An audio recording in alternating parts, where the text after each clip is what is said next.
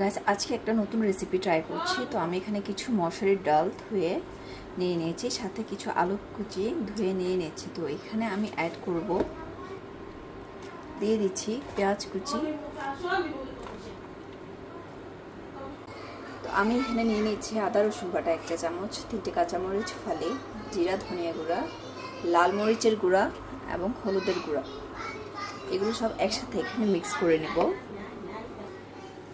দিয়ে দিচ্ছি পরিমাণ মতো লবণ। তো এগুলো আমি ভালো করে হাত দিয়ে মেখে নেব। দিয়ে দিচ্ছি পরিমাণ মতো পানি।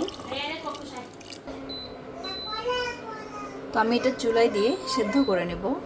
আর পাশাপাশি আমি 4টা ডিম সেদ্ধ করে ঘন করে নিয়েছি। গাইস আমার ডালগুলো সেদ্ধ হয়ে গেছে এবং আমি এর মধ্যে এখন ডিম দিয়ে দিব।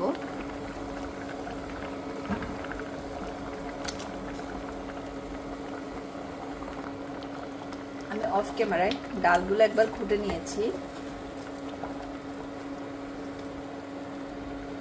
সো ডালের পানিটা একটু কমলে আমি ডালগুলো বাগার দিয়ে দিব। সো আমি তেল গরম করেছি, আমি এখানে দিয়ে দিয়েছি কিছু গোটা জিরা,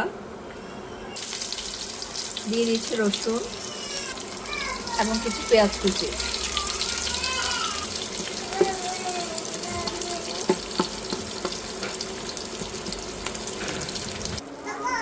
আমি এখন বাগার দিয়ে দিয়েছি। এই তো হয়ে গেল আমার ডাল ডিমের রেসিপি। তো চুলায় এটাকে আমি আরো 2 থেকে 3 মিনিট রাখবো, এরপর নামিয়ে নেব। আর এটা এত মজা, একবার খেলে বারবার খেতে চাইবেন, গ্যারান্টি দিচ্ছি। এই যে হয়ে গেল আমার ডাল ডিমের রেসিপি। আপনারাও বাসায় একটাবার ট্রাই করে দেখবেন, আশা করি আপনাদের সবার কাছে ভালো লাগবে।